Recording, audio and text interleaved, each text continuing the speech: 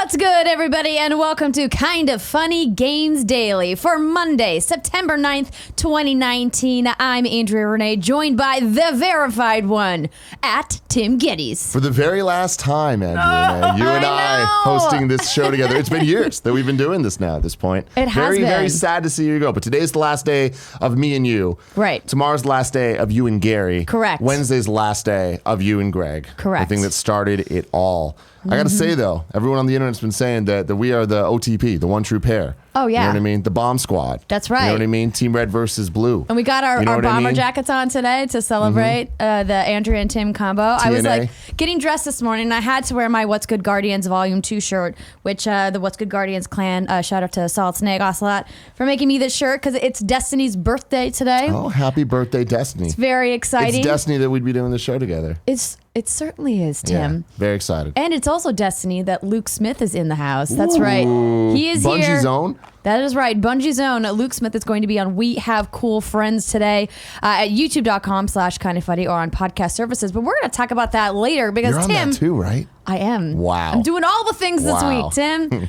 But this is Kind of Funny Games Daily, where each and every weekday we bring you the nerdy video game news you need to know about. If you like that, be part of the show. Right into patreon.com/kindoffunnygames, where you can submit your questions, your squad ups, and everything else under the video game sun. If you guys want to watch us live, twitch.tv/kindoffunnygames at 10 a.m. Pacific, Monday through Friday. You guys help keep us honest by going to kindoffunny.com/you're wrong to let us know what we screw up as we screw it up, so we can set the record straight for everybody listening on podcast services around the globe. Boom. Sorry, I don't have the papers. No papers for us. Don't forget, you can also catch us at youtube.com/kindoffunnygames as well. Eco-friendly.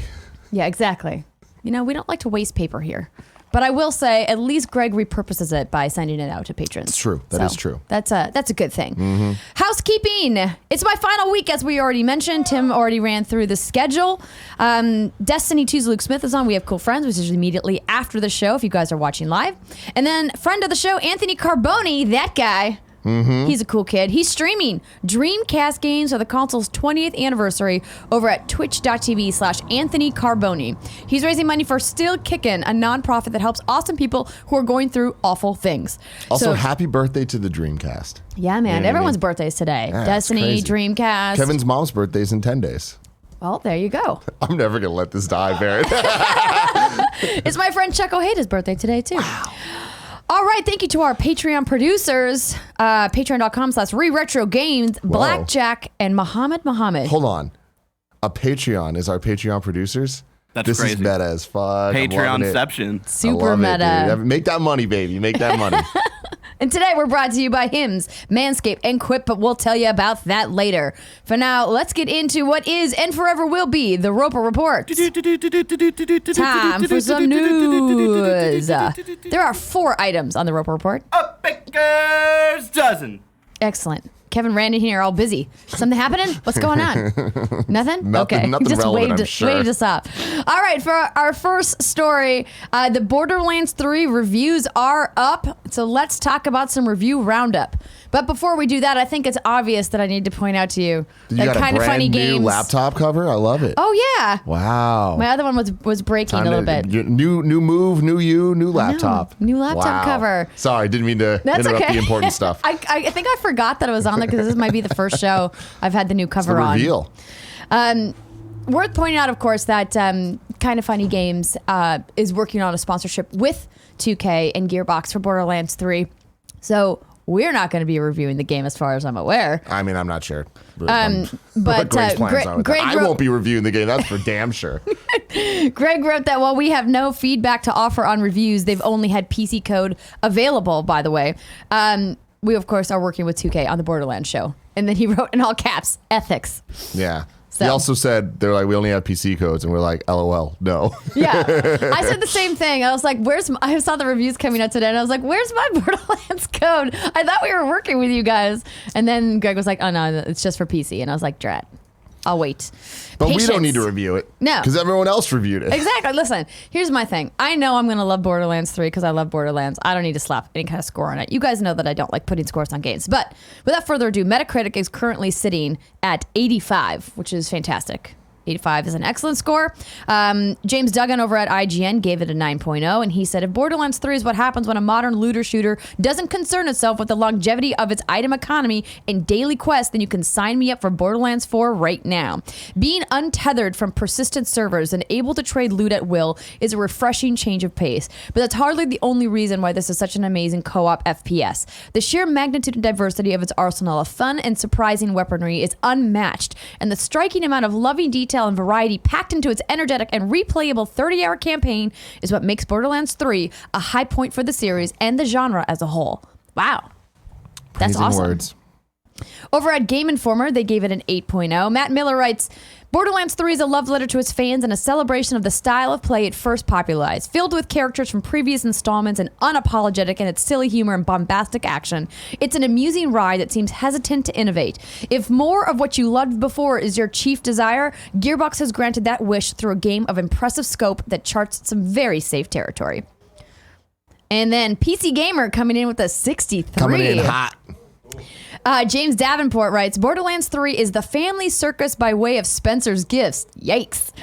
A game with long, earnest quests about how darn good coffee is punctuated by gore and gun violence. Borderlands 3 walks by dog poop, points at it, and laughs, and then sets it on fire.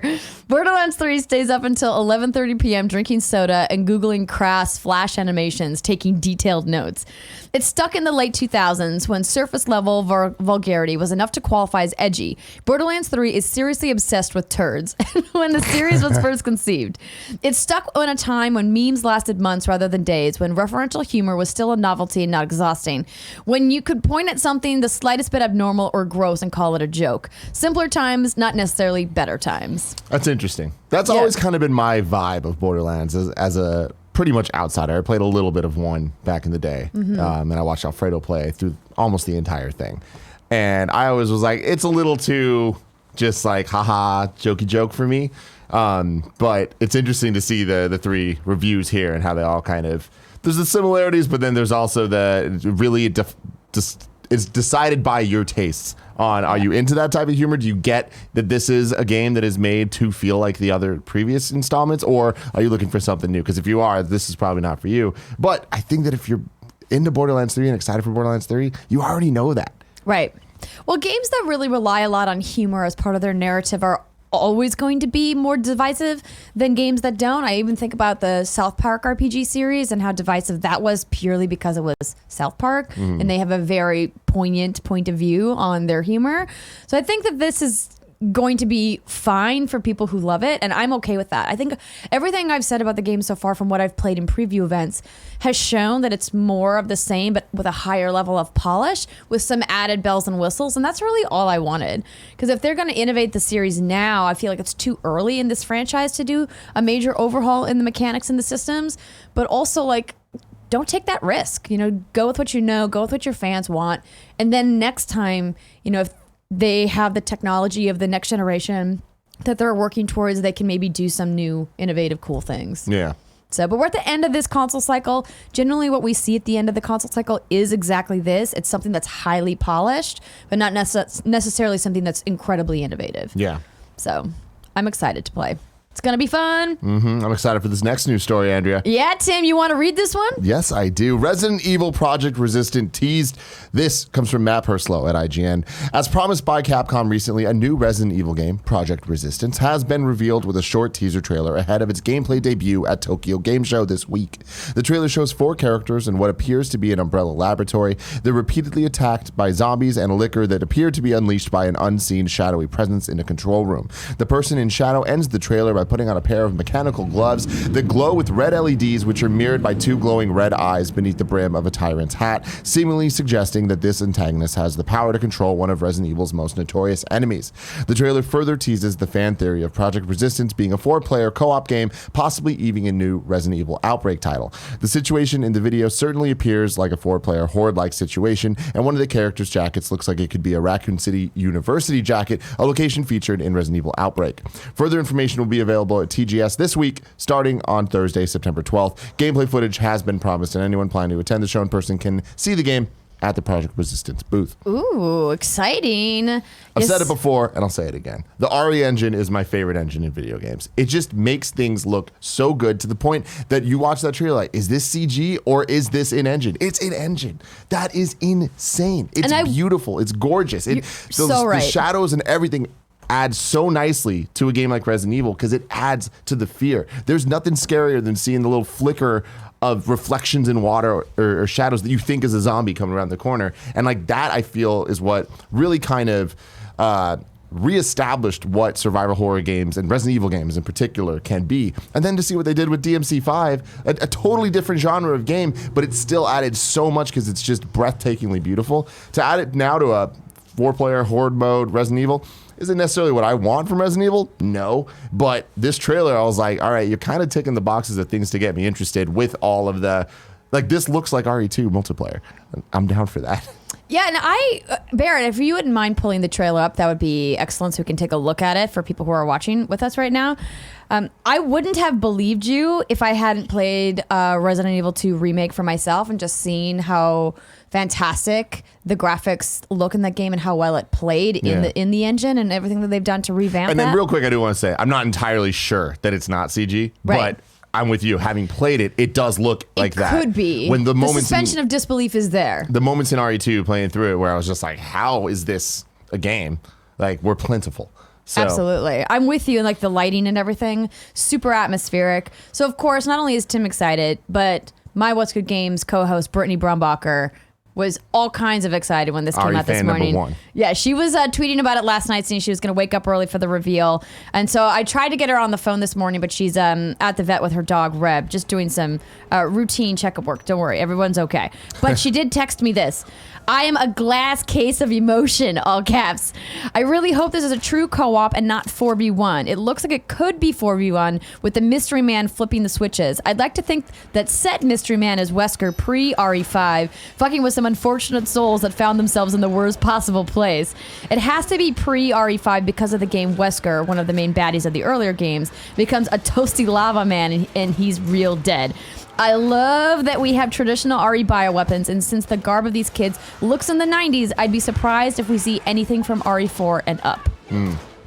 All interesting stuff. Yeah, I could buy that. I do think it's going to be 4v1 asymmetric type gameplay with somebody playing as the guy behind it, like kind of studying the different traps and unlocking the So we got a things to liquor hold here people that they back. just exploded. I guess like their garb does kind of look a little 90s, but I mean, that could be from today too, though. It's retro chic, baby. Retro chic. So Brittany also wrote, it'd be amazing if this game, assuming it takes place sometime around RE2, showed us a side of the city from a survivor's perspective and what those weeks were like post-outbreak in Raccoon City.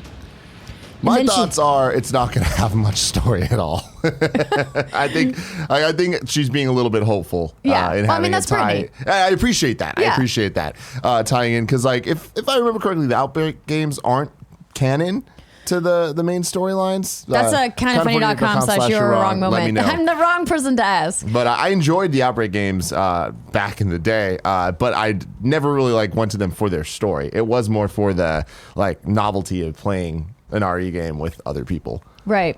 Yeah, and she said, TLDR, give me more Outbreak. And I was kind of looking at some of the responses on Twitter, and it seems like RE fans are kind of splits. Like, half of them really love Outbreak. The other half are like, I don't want this thing. I feel like it's not RE fans that are split. It's video game fans, because RE fans love Outbreak. I think it's more of a thing of the people that are, more just like, oh, I'll dabble, like me, I would say. Or like me, yeah. Where it's just like, oh, I'd rather RE Remake 3 or a new Resident Evil, whatever it is, as opposed to this, right? But I think that the people that have played all of them religiously are going to be super stoked, because those were some of the better ones. Like, there was I keep forgetting the name of the, Resident Evil Umbrella something that came out. There was a kind of a successor to Outbreak, and it was not good last gen. I'm looking up the list of games. Resident Evil Umbrella Corps? Yes. 2016? Yep. That's it. Did not like that game. I don't think I ever played that game. I expect that this is going to be more similar to Outbreak, and also just there's a level. They've been knocking it out of the park. Capcom, Cap Gods, they're back, baby. Like, ever since Monster Hunter came out, Monster Hunter World, they really just kind of were like, hey, look, We understand that we've had a couple years of really, really, really bad decisions, but we're going to put out quality content. Monster Hunter becoming their number one selling game. Then we got, I don't know about the timing on this, but Resident Evil 7, right? Mm-hmm. Fantastic. Resident Evil 2, fantastic. Devil May Cry 5, fantastic. Like, there's boom, boom, boom, boom. I kind of give them the luxury to kind of do something that seems a little bit different now because I trust that they're going to put out a quality product. I'm with you. Yeah, I think it was Resident Evil 7 that really kind of kickstarted it all because that was the first. And then Monster Hunter World came out. And Monster Hunter was kind of a bit of a slow burn and obviously had a pop at launch. But it's continued to sell well. And now the new DLC, Iceborne, is out. And so I think it's going to be interesting to see where they go with their other franchises in addition to where they take the franchises that have been doing well for them. So, yeah. We'll know more later this week. I imagine Friday's KFGD. You guys will have something to say. But let's move on to the next story, shall we? Mm-hmm. This is another one, Barrett, that I'm going to ask you to pull up. You can see the hyperlink in the title there. Nintendo patent shows curved Joy-Con design. What? Nintendo has patented a new Joy-Con design which would allow for controllers shaped a little differently with the top half of each tilted downwards. This, of course, is from Eurogamer, this story. Let me see here. Where did I leave off? There doesn't seem to be any added functionality here, just potentially more ergonomic fit in your hand. Each Joy-Con would then still dock onto the main Switch unit using a hinged attachment rail. The patent dug up over the weekend on Reddit is publicly viewable, but it's worth remembering that this is still far from confirmation. The idea will actually see the light of day, if it ever does. Nintendo has a history of patenting ideas which never leave the idea stage. Remember the sleep monitor with a ceiling projector? Remember the working Game Boy shell for your smartphone? No, I The don't. controller with scroll wheels? I don't remember any of these things. What about that flexible Nintendo Switch hoop? Oh, wait, that one's actually real. Unbelievable. We'll see. We'll see whatever that is. Or is it going to go the way of the little health adapter thing where you stick your finger in it? You know what I'm talking about? No. The vitality sensor? No, I don't remember that at all. Get on Google that vitality sensor. I had the balance board that doubled as a scale that you could like do yoga on or whatever. So we many actually people. we used it one Thanksgiving to do pre and post weigh-ins with everybody. Just for funsies Just to for see how fun, much. yeah. One girl in our group gained 7 pounds that Thanksgiving. Oh my God. Yeah. Good for her. Bring this up, please. Oh my gosh, what The is Wii Vitality this? Sensor. So Dude, weird. It's literally like the thing they put on your to the finger in the left, click hospital the to read your E3. blood pressure. We don't need the video. Just click on that image. Yeah. Iwata motherfucking came out on stage and said, this is the thing that we're doing. And then they never did it. But that was at E3. Man, Gotta love Nintendo it. is definitely full of some weird ideas. I don't know how I feel about these curved Joy-Cons. I don't think that they're ever going to actually come out. But I can see Nintendo just getting weird. They like to iterate on the things and might as well put out more stuff for people to buy because they know that people will. It's true. And I get the ergonomics of it, but also it's just like this doesn't solve any of the problems of the Joy-Cons. Right. I've never been holding the Switch in handheld mode and being like, damn, I really wish it was just a little bit more comfortable. I'm like, I wish I had a D-pad. Yes. I wish I had bigger buttons. I wish the joysticks were bigger, yeah. Yeah, like there's a lot of wishes I have. Barrett, I put another thing. It's black on the dock. You see that? Yeah. If you can open that up. This is another thing. A new patent appears for an improved Nintendo Switch VR headset design. So You can if see this it is building off of what they did with Labo, which I thought was when we originally saw those publicity photos for Labo with the kids like holding it up to their face, I was like, this is not a thing that's actually happening, right? Like, first off, who wants to put cardboard on their face? That doesn't feel comfortable. But then you have to hold it up there. I think I was hosting with Fran that day, and he kept talking about how it'd be like the best shoulder workout ever, though, if you just had to hold stuff at your face level for like Look at how cool they 45 look, minutes though. at a time. That could be us, Andrea. It could be us. We could be doing the VR mode of Smash Brothers. Us, the Well, now gamers. we need a Photoshop of this. If there's an enterprising young best friend out there who wants to Photoshop Tim and I holding Oh God. Nintendo Switch VR. That's the thing, though, is Andre from Game Explain has been doing all of the VR things that have been coming out for Nintendo. And, like, according to him, it's like it is kind of a range of a lot of them are just like, what is the point of this? This is a waste of development time. And then some of them are like, these are kind of neat experiences that work better than they should. Yes. But it just kind of seems like such a weird half step that only Nintendo would make. Yeah, they do like to experiment. I want to give them, praise for innovating and doing things that nobody else is thinking of, but also being able to fail quickly and move on, because that is the sign of, I think, somebody who's really successful, to say, hey, I'm going to try something, and if it doesn't work out, I'm going to move on to the next thing really quickly and not try to make it work, even though it's very clearly not working. Like the Wii?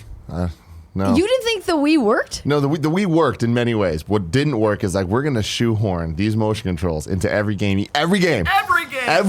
That's Zelda. fair. It's going to be 5 years later, and then it's oh, hey, maybe now that you're getting bored of that, here's a vitality sensor, motherfuckers. Nah, son. So dumb. Jared Petty, get fucked. Oh, I love you, Jared. I love him too, but he has bad taste. Oh my gosh.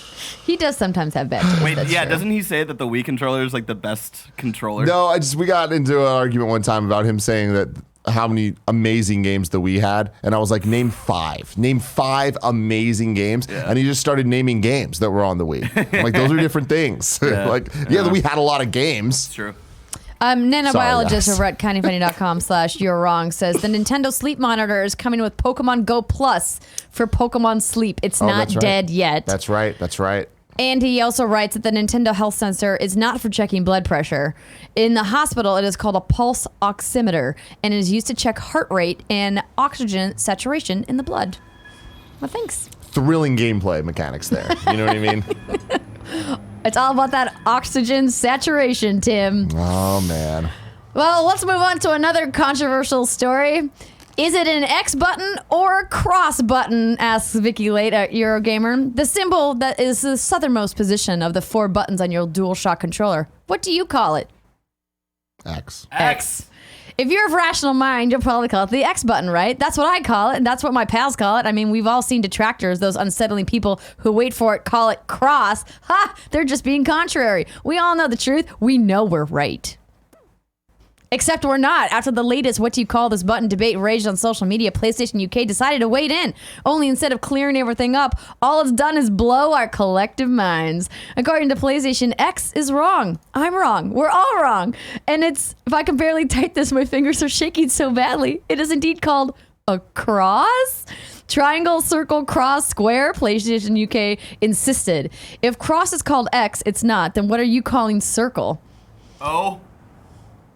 I mean, no one calls it O. No, I'm just kidding. It's definitely an X. They're wrong here. Well, I mean, here's the thing. I don't understand why this is becoming a story now. I get that PlayStation tweeted it, so it's a whole thing. But if you look at any of their merch or anything they've ever put out, it says cross. The sacred symbols, it's cross. They've said that.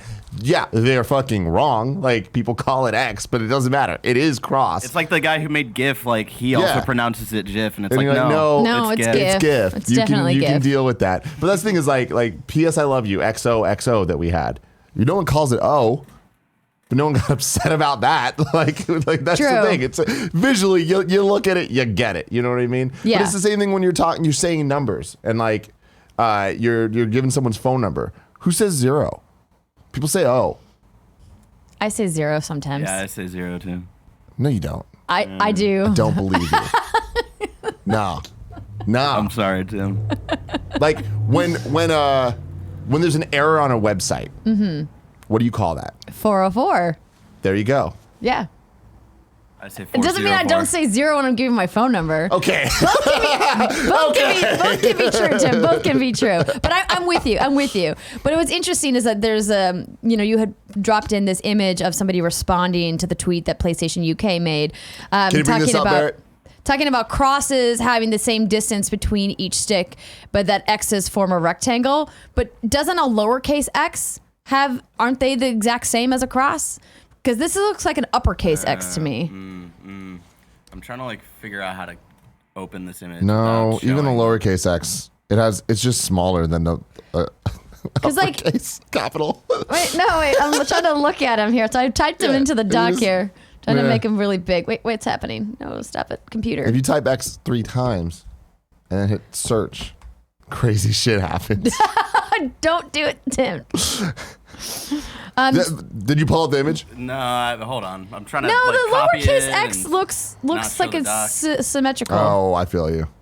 But I mean, I'm not measuring it in Photoshop. It's possible that I'm There wrong. we go. So this is the tweet that we're talking about. It's from @SIE Crimson, responding to PlayStation UK. He says, because this debate grinds my gears, I'll finish it once and for all. Crosses have the same distance between each stick. Crosses form a square. X's don't have the same distance between each stick. X's form a rectangle. Basic geometry. And then he's got a little diagram with an X and a cross next to each other. But like I said, if it's a lowercase x, I'm not sure how it works out. Here's the thing. But that's not a lowercase x, though. That pink thing? No, it's a cross. Yeah. I feel like this is one of those things like PlayStation UK coming in trying to speak for all of PlayStation. Well, they also spell color with a U. Yeah, they're weird over there in the UK. It's so dumb. So I guess we can just, cross this out as not being a thing. See what I did there? I like that. I like and we that can a just lot. continue to call that button an X button. Or we can just wait until all the game console makers decide to get together in a room and say, hey, you know what? PlayStation buttons got it right. Let's just call everything X, square, circle, triangle. So then everyone will understand what button they're supposed to press at all times, unlike Nintendo and Xbox. I'm sorry, I understand ABXY are they are what started it all, right? But at this point, it's too muddled. It's too confusing. Yep. People are too used to too many things. At the very least, your always X up. use the accept button as the southernmost button. Nintendo making it the right button, It's the Japanese thing. That's the Can't do it. problem. That's the only reason is they do that because back in the day in the PlayStation, Metal Gear Solid, Final Fantasy games, it was the right button as well. It's weird, Tim. I don't like it. Use in color and right side accept buttons. What's next? Donald Calling Trump to be these buttons president? cross No. buttons? Heck no. The Nano Biologist did write in about this to say the X button is actually a cross button, but who cares? It just seems like this is an argument for argument's sake. To me, this button will always be an X button where most people won't even see this and continue calling a meteor or shooting star, even though it's technically a difference in both in these cases. I didn't realize that. How do you fall on this debate? It will always be next to you, or do you listen to the logic some people have put out and will follow the way the inventor has decreed it to be? Also, this is not the inventor. This is somebody on the social media team for PlayStation UK just running wild with this thing. They're not running wild. Should we call up hardware architect Mark Cerny and be like, what's going on out there? There's a brand style book that says cross for PlayStation. No, Tim, don't It burst is my what it bubble. is. I It don't is what wanna it know. is, guys. But it's an X. So It's an X. Is this like the at AT thing? People will Yeah. always say both. Yeah, a little bit. yeah. Yeah. But then That's there's like different, though, one 'cause side I'll that's give that really some mean about leeway. it. I feel like that is a tomato, even though no one says tomato. Have you ever met someone that says tomato? Yes. Unless No. they have a funny accent. That's their fault, though. You know what I mean? Yeah, I've met some people in Australia who say tomato and some people in the UK that say tomato. That's fair. A friend of mine once had a t-shirt that said, "You say tomato, I say fuck you." And I loved it. It was the best. Yeah. And it was like a really smiley tomato on the front. I was like, I want that shirt. Anyway, Wow. I digress. Me getting that shirt, Tim, so far away. It's true. But if I wanted something in my hands today, like what came to the bottom grab digital shops, where would I go? The official list of upcoming software across each and every platform is listed by the Kind of Funny Games Daily Show hosts each and every weekday. You always do that best. I want you to Oh, know that. thank On my you. final show with you, I want to let you know that I hate it. I hate the jingle. It's well documented. You make it tolerable. Oh, thank you, Tim. Yeah. Yeah, Fran's weird jazzy thing God, he does Jesus. always It's the throws me worst. off. It's the worst. Fran He's throws the me worst. off. Fran in general just throws you off. Out today, Ridiculous Rugby is on PC and Mac. What's ridiculous about it? Well, I- besides everything, rugby's insane. I don't know. Bear, maybe we take a look at this. Work Hard is on PC. Unrailed is on PC. King and Slaves is on PC. Wizard Battles is coming to PC and Mac. Solitaire Match 2 Cards Valentine's Day. What? It's a You're little out matching of season. Valentine's Day cards? Yeah, it is out of season. What is wrong with people? It's coming to PC and Mac. We're now watching Ridiculous Rugby. And Barrett's going to pull it up for us so everyone can see who's watching on Twitch and YouTube. Oh, this looks... So they look kind of like bobbleheads, sort of. It's ridiculous. But Yeah, their it heads does look aren't ridiculous. oversized. They just they're just leading with their heads. Yeah. Like so they kind of have ragdoll physics a little bit, Yeah, but it their reminds arms me aren't of- super floppy. It looks kind of Gang Beasts meets rugby. Yeah. Yeah, I'm trying to figure out what this art style is. Cheap is the Gross. word you were looking for. It kind of gives me a little bit of like a Clash of Clans vibe with their face okay. design, Yeah. Yeah. but obviously not as nice. But How do yeah. they score? What is rugby, man? So What weird. is rugby? Then we Yeah. got last Regiment on PC. Yes. And one thing I wanted to add that's not on this list, but Celeste Chapter 9 out today. Very exciting stuff. Getting good reviews, getting good talk. Very excited to be able to dive in. Some people got to play it early. I didn't. Neither They're did pretty I. sad about that. Yeah. No, but I hear, I'm happy to it's- go buy it though. I love supporting It's that free. team. Yeah, it's Oh, it's free? Yeah. Even free. better. It's like people are saying it's about 2 hours of content for free. That's awesome. It's a nice little wrap up to the game. Yeah, I heard Imran and JB talking about it on the show on Friday, and JB being like all like down on Celeste, being like, I know this is controversial, but I didn't like Celeste. And I was like, wait, what? It's fine. But he Barrett, also Barrett. he gave the context that he's not a platformer guy. You I don't understand that it's Tim and Andrea at this table right now. No one's allowed opinions when it's us. It's true. Okay? There's facts, and you're looking at them. But you like Celeste. Yeah, I love Celeste. And you all agreed in the room that he was wrong. He Yeah. should go back and revisit it. Yeah. And give it another chance. Yeah. So don't defend his bad opinion. I mean, okay. I heard that he calls it cross. I don't know the guy, but hey. No, but seriously, it's great. You guys should play Celeste. All right, new dates. Rage 2's first expansion, Rise of the Ghost, is coming to PC, Xbox One, and PlayStation on September 26th. Avalanche Studios and id Software have cranked the insanity factor from an 11 to a 12 in Rise of the Ghost, giving players a brand new story in a new region that's littered with the cannibalistic Feltrite infused ghosts, a new Feltrite laser launcher to disintegrate those ghosts, a new void ability to use the force upon the ghosts, and more. Players who don't own the deluxe edition can purchase Rise of the Ghost from the in-game store for 1,500 Rage coins or $15 on September 26th. Hitman 2 is getting a brand new Haven Island map on September 24th. And Ghostblade HD will be the next release Ghostblade. in the Nintendo Switch limited edition lineup. Pre-orders for the physical edition, which will have a standard and limited release, will open on Thursday, September 12th at online retailer PlayAsia. The digital version will launch worldwide in October 2019. Platoon's Party, the multi-awarded local multiplayer game for up to 4 players, will be out on Nintendo Switch on September 20th. Mabel and the Woods hits Xbox One on September 18th and Switch on October 10th. Mini Metro is coming to PS4 on September 10th. And Remnant is adding some free content. On September 12th, they're getting an adventure mode, which will bring a new layer of exploration to Remnant from the Ashes by allowing players to re-roll the following biomes: Ruined Earth, Rom, and Yaisha. Yaisha? I don't know how to say that word, without having to play all the way through the main campaign. On September 19th, Lido's Lab will drop and take players a quest through the Research Station Alpha, where they will be challenged by light puzzles mixed with intense combat, including a new boss fight. And both Adventure Mode and Lido's Lab are completely free and will appear as part of an automatic update to the game. Barrett, Sir. can you pull up the video I sent assets, please? All right. I wanted to see what Ghostblade HD looks like. All right. And it's not what I expected. Oh, wow. But it looks freaking cool. So it's a shmup. Wouldn't have thought that. But Oh. with just awesome art everywhere, and things get crazy. Yeah, this is like an old school style shmup too. I remember playing a game on PC that looked very similar to this. This looks like some Sam Claiborne, Yeah. Peter Snyder ass shit right here. Oh, here we go. That vertical mode. Look at that. Yeah, they're Using showing it full on use of like the a Switch's phone or a screen. tablet. No, it's a Switch. That's a Switch vertical mode? Yeah, man. I don't think I've ever played anything in vertical mode on You're Switch. missing out. It's real Yeah. cool for these type of things. It's like it's made for it because then you don't get the borders. Yeah. Anyway, looks cool. Not what I expected. Thanks, Barrett. I appreciate you. I hope you know that.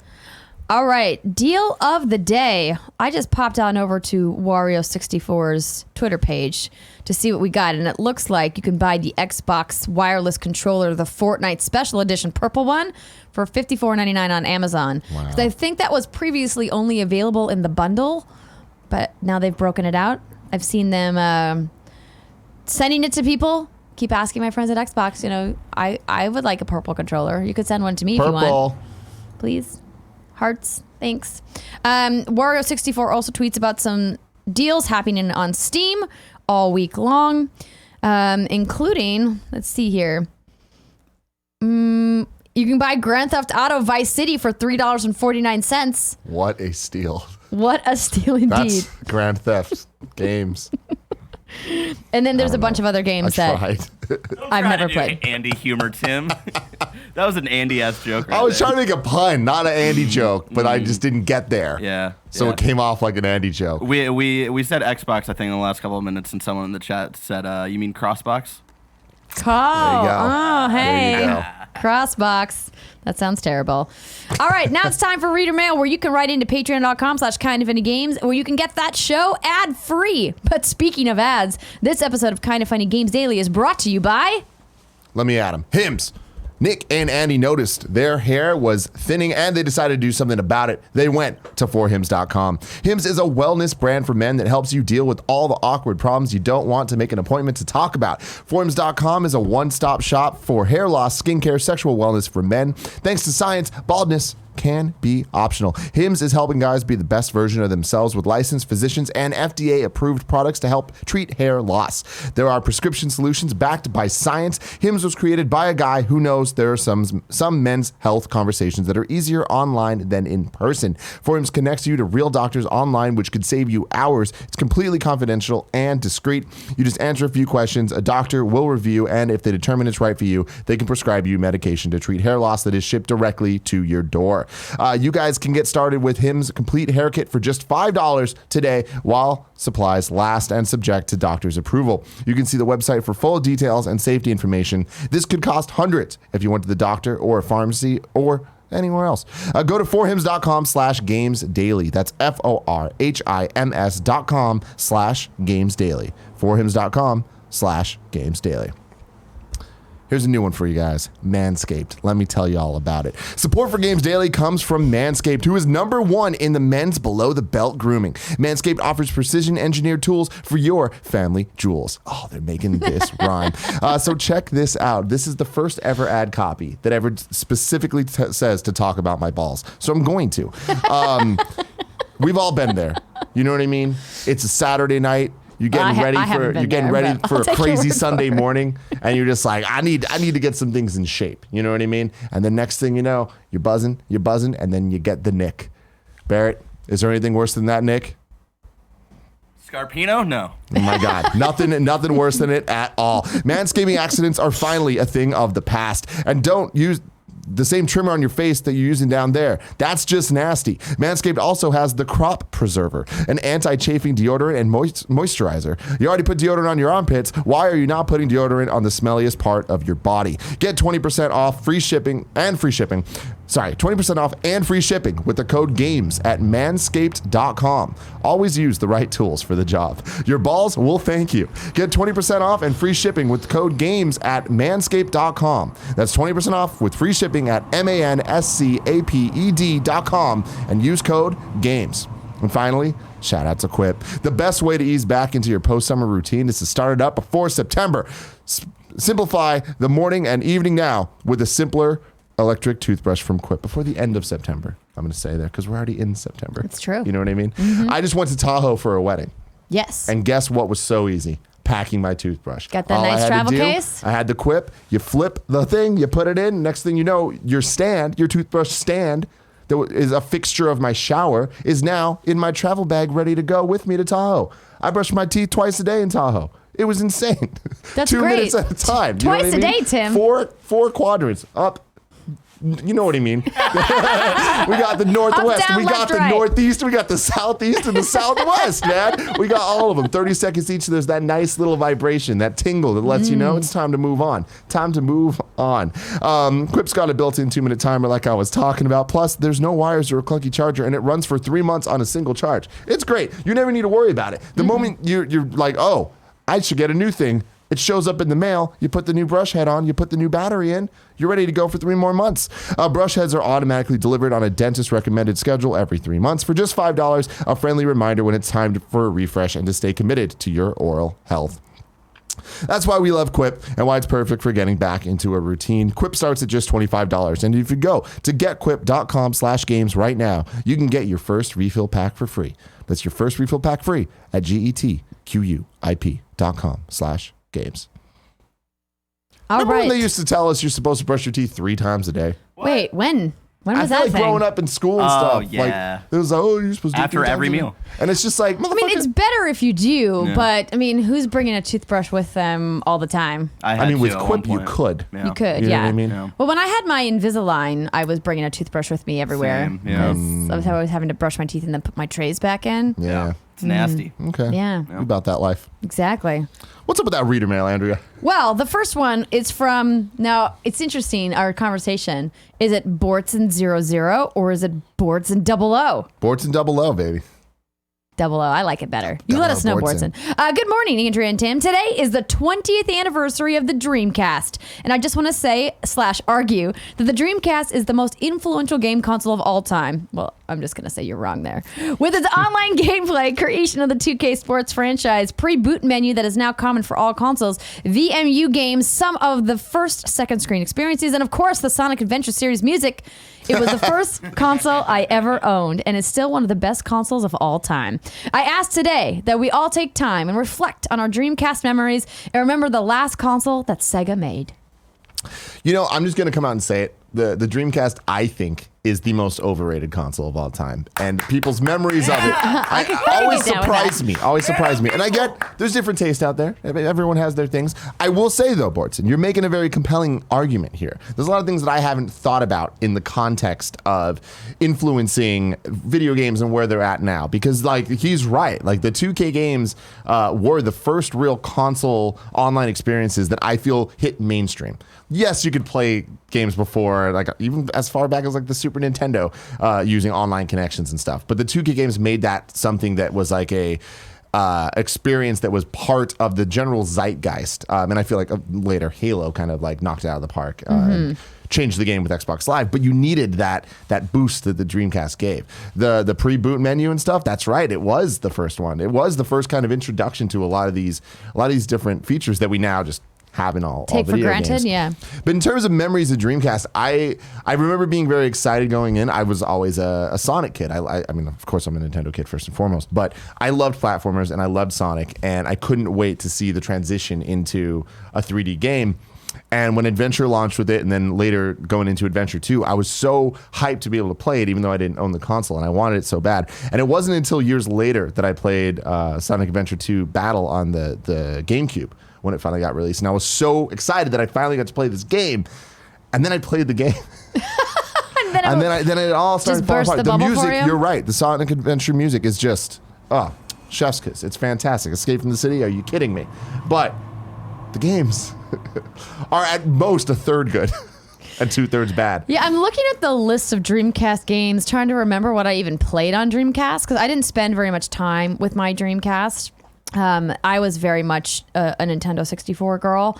But yeah, none of these are like sparking like oh, hey, yeah, I vividly remember playing that.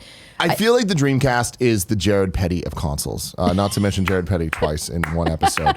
So I'm Jared say it Petty one of more time, consoles. he'll appear. But it had the weird games like Seaman.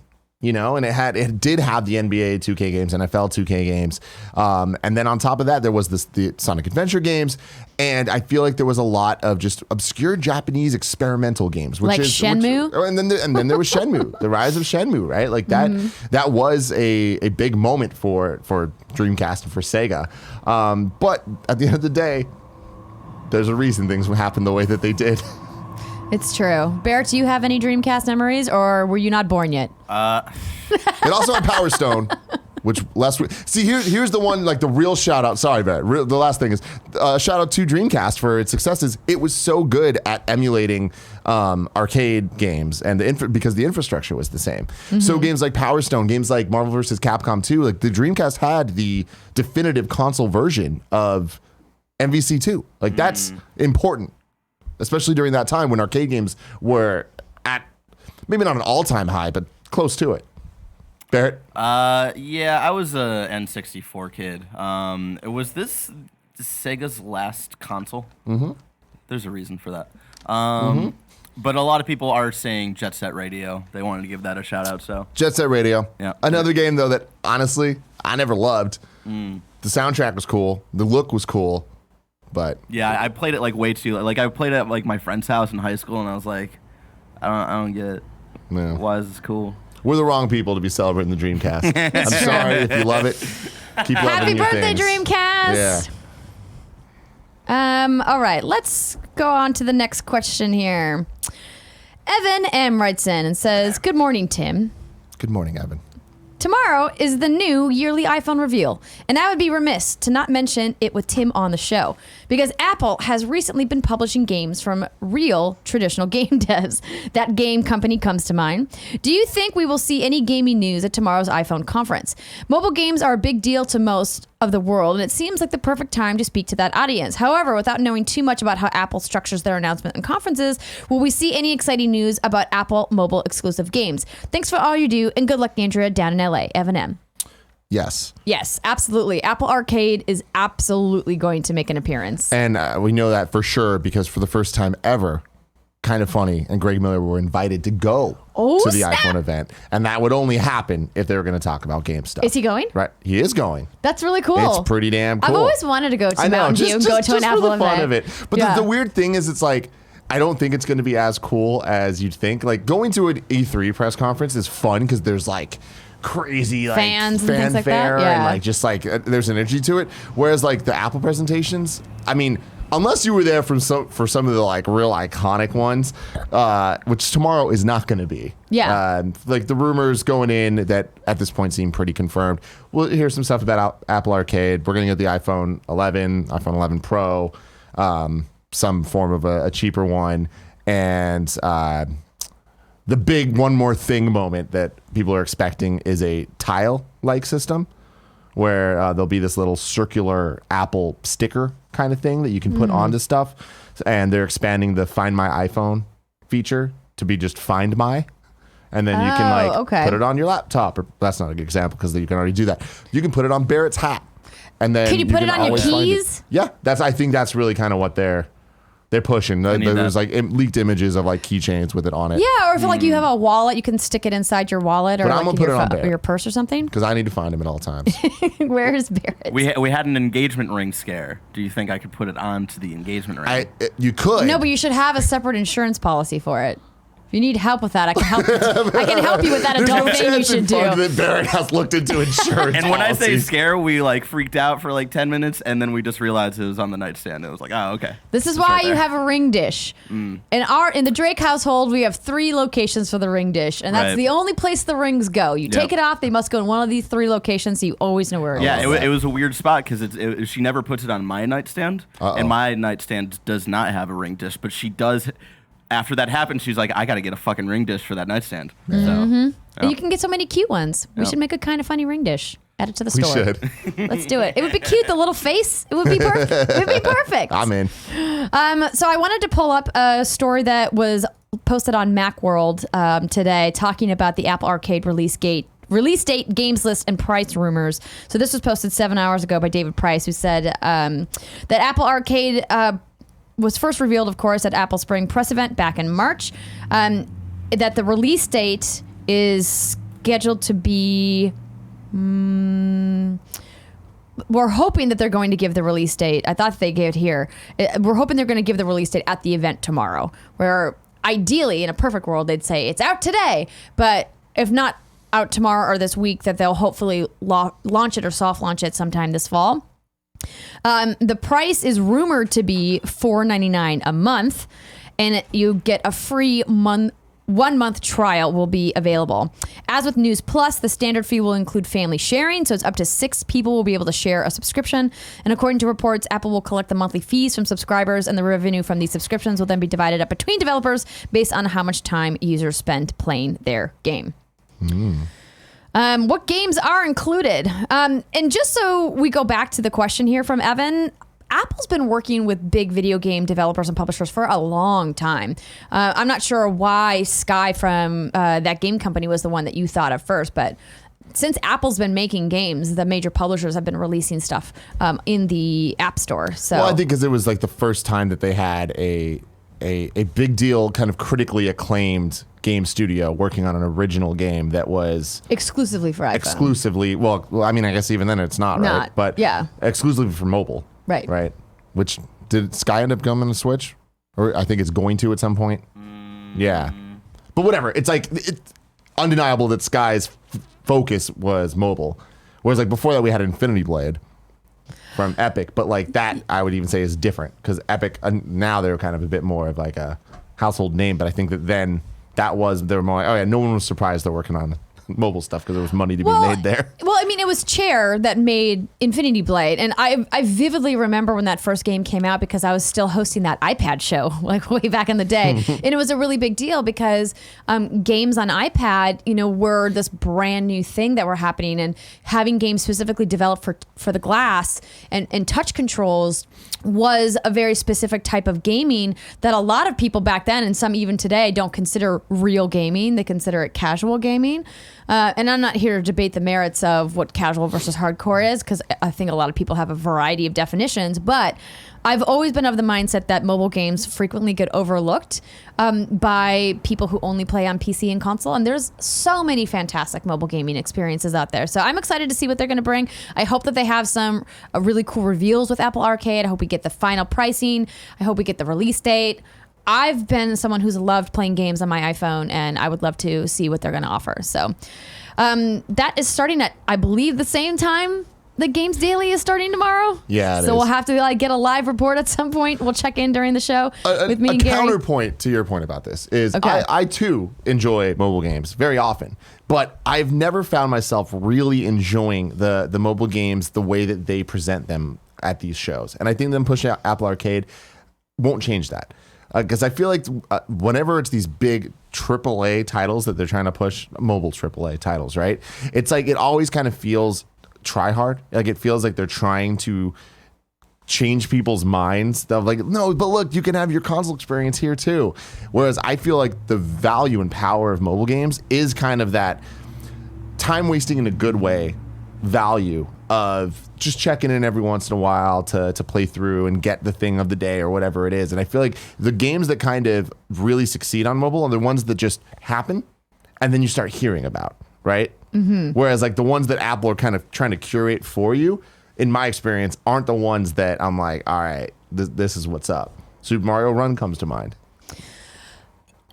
I think there's two different things to unpack there. I think I'm with you that Apple clearly is working with major tentpole partners in probably what is a paid sponsorship type scenario, right? I'm sure Nintendo paid for placement for Super Mario Run inside the press conference. Because I kind of see it as Apple wanting the headline to be associated with a company like Nintendo. Absolutely. And I think that's the thing is like they use this more as like in the same way that EA has all of its sports games in its press conferences at E3 to get the Wall Street Journal headline. I think it's the same thing of Apple wants to have the real players in video games as part of their gaming section of their press conferences so that people like the IGNs of the world to be like, oh shit. You know what I mean? Like they're partnering with Nintendo. You're going to get a much more detailed and interesting write-up about a Mario game coming to Apple than here's racing game number 3004. Absolutely agree with you 100%. It's really an interesting strategy because the mobile games that are the most successful are played by people who never watch a show like KFGD, who never read IGN.com. Mm-hmm. And I am kind of curious as to how Apple is going to lean into the people who are actually buying games on their platform and playing hundreds of millions of hours of these games monthly with Apple Arcade and what they're going to choose to focus on. So yeah, I hope that I'm wrong. I hope that Apple can come out with a game that they're like, look, we've learned so much over the last decade of the App Store existing that we are finally ready to present to you a reason why Apple Arcade makes sense. You know? I just doubt it. Okay. Well, we'll find out tomorrow. Next question. This will probably be our last one. So let's see here. Is there any one of these that are speaking to you?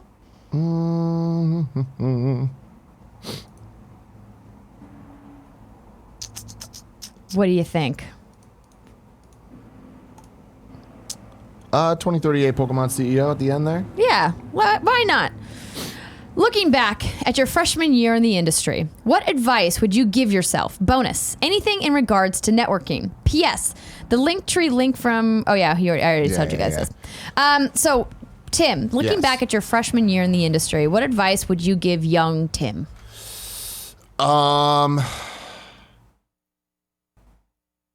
presentation matters a lot.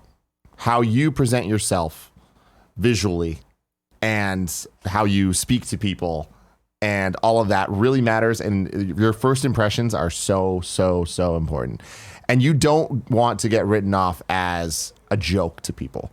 And I mean, you guys have seen me my entire career at this point, and it's just like it'd be pretty easy to look at me, how I used to dress, how I used to act, and be like, oh, this kid, a fucking kid. You know what I mean? Try to not look like a kid. The sooner that you can have that grow up moment, I think people will respect you a lot more and respect your work. You don't want to get stuck being known as the intern. You know what I mean? Even if you are the intern. You want to be like, you want to graduate from that as soon as possible. There's nothing wrong with being the intern. That's a good thing. Well, we all do our time. Yeah, you got it. But I just think that it's pretty easy to get stuck in having everybody think of you a certain way that's going to pigeonhole you at the end of the day. And I think a lot of that has to do with just how you present yourself, how you present your opinions, understanding that like not everything is about you. And maybe you shouldn't come up with hashtags saying that you should host things. But maybe you should, motherfuckers. Look at you now, Tim, hosting everything. That's really good advice. Looking back at my freshman year in the industry, I would probably tell myself to believe in myself more. I had a lot of struggles early on in my career being surrounded by a lot of what they would deem as like hardcore video game nerds telling me that I wasn't a gamer enough, that I didn't play the right kinds of games, that my knowledge wasn't as deep as theirs in specific franchises, therefore I was unqualified to do my job. But I look back at it now and I never understood today why I let it get to me so bad back then. And I think imposter syndrome is real for people of all walks of life, no matter what kind of job you're in. And you just have to wake up every morning believing that you are doing the best that you can do by doing the best that you can do, and just keep proving them wrong. You know, Don't give up on yourself and always strive to make yourself better and keep educating and keep pushing. And if I could, talk to Andrea, like at the very beginning of my career, that's what I would say to myself. And anything in regards to networking, I have a key piece of advice there.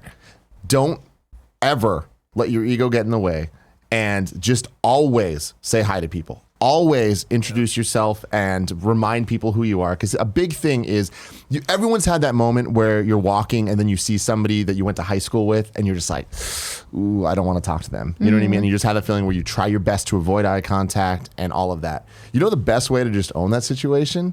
Look at them and just be like, hey! All of a sudden, that means you are in control. You were the better person that was able to do the thing. And like, they're not going to judge you for that. They're going to be like, oh, I recognize them. They recognize me. And if they don't recognize you, it's totally fine. It's just like, oh, okay. At least I threw some positivity that way.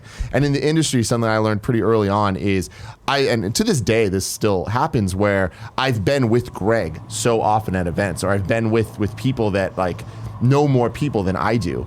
And I constantly am like, okay, I know you, but I don't know if you know me. So introduce yourself. Just say, hey, I'm Tim. Say who you're, like, I'm with IGN or whatever. And they're like, oh, I know, whatever. It's like, you just need to help them understand who you are. And don't ever feel like, oh man, they should know who I am. Don't ever feel that way. It doesn't matter how big you get. Always act like nobody knows who you are. And it's funny that this is coming up, because I remember with you, it would be this way. I met you, it feels like a decade ago at this point. Close. But I guess 2012. Yeah, it was 2012. 7 years. And in those first early years, I'd see you every couple months at different events and stuff. But I knew you knew Greg. But I was like, I don't know if she remembers who I am. I'm just the intern, or I'm just the this or whatever. But I always would act like I know you, say hi, reintroduce myself if I needed to or whatever. And then hit a point where it's like, oh, now we know each other, But I just think that's real important advice that I see a lot of people fuck up. Networking is crucial to your success in whatever your walk of life is or whatever your profession is. And particularly if you want to go into an entertainment field, it's really all about who you know. And that was a tough lesson for me to learn as a young person as well, because I think we all want to be judged on our merits and not judged on who we know, and not necessarily get an opportunity because we knew the guy who knew the girl, or you're friends with or relatives with somebody. But you always want to work with people that you've worked with before. When I go to hire somebody, I usually think, who have I worked with already that I can, hire? And so you get those opportunities by networking. So if you do have the opportunity to go to a mixer or an event, I know sometimes it can be challenging, particularly if you suffer from, social anxiety, or you don't do well with crowds, or if you're more of an introvert. Going into those large group settings can be really daunting for you. But I would really push you to get outside your comfort zone, even if it's just to sit at the bar and maybe sit by yourself, or to bring a single friend. Every opportunity you have to meet somebody at an event could be the next big opportunity for you, and you never know when those introductions are going to happen. We're going a little long on this, but the one last point I want to make about it is those situations where it's like there's a mixer or something about video games. Go. There's a PAX where there's community meetups. Go talk to people and meet people, because we all like the same things. We always talk about this with Kind of Funny meet and greets. Come talk to each other. We all like video games. So start talking about video games, and you're going to be able to get a conversation going. Next thing you know, you have a friend. And I just went to a wedding in Tahoe that was for one of Gia's friends. None of them could give a fuck about video games or any of my life, anything going on. And I'm stuck with a bunch of people in a room that I have nothing in common with. And I'm just like, I hate this. I just want to be at a PAX right now. And it just made me realize that it's like, wow, there is something so special about our industry, and that there are places you can go and so many different opportunities to meet people that are like-minded, that it's not just about advancing your career, but you never know. If that is your goal, all you need to do is meet somebody, and it's going to change everything. Amen to that. All right, and that is going to do it for this episode of Kind of Funny Games Daily. Tomorrow's host is me and Gary Whitta. Woo! Because Greg is going to be at the Apple event. And then Wednesday is my final KFGD with Greg. Send in all the questions. It's going to be fun. And then Greg and Tim are closing out Thursday and Friday, so they'll talk to you about all the sweet TGS news that is happening in Tokyo. And then on Wednesday, September 11th at 2 p.m., we're going to be live recording the Gamescast for patrons at patreon.com/kindoffunnygames. Mm-hmm. It's going to be the original crew one last time. Andy's going to have to reanimate that intro again. Yeah, we need to figure that out. I don't know if going forward we're ever going to have people's keep faces. adding people. Yeah. We'll see. Some Eurongs here. Albob875 says deal of the day, Celeste, is $9.99 on the eShop. So, there you great go. Deal. Lord Apone said, nope, not going to read that one. We already went through that too much. Albob875 also says game anniversary Crash Bandicoot was released 23 years ago today. Well. Happy birthday to my boy. And then Gary Whitta writes in, I fucking doubt it. There's no way Gary Whitta is a Patreon supporter that's watching Twitch live. He is watching live. Fuck, god damn it. Yeah. This does sound. So here's what Gary Whitta says. Hey, I heard Tim was shitting on the Dreamcast. I'd just like to say I no longer have a crush on Tim. His baby blues have turned to crumbling ash. If you hate Dreamcast, you hate games, period. I don't know if he supports us on Patreon, because you don't need to be a Patreon supporter for kindoffunny.com/you're-wrong. Oh, fuck, you're right. Yeah, we leave that open for everybody. That does sound like something that Gary says, though. Yeah. But yeah, hey, go love the Dreamcast if you love the Dreamcast. Exactly. All right, everybody. That will do it for our show for today. If you are watching live on twitch.tv/kindoffunnygames, stay tuned. We have Cool Friends with Luke Smith coming up. And for now, we're saying goodbye. One last time, Tim. I love you. It's been our pleasure.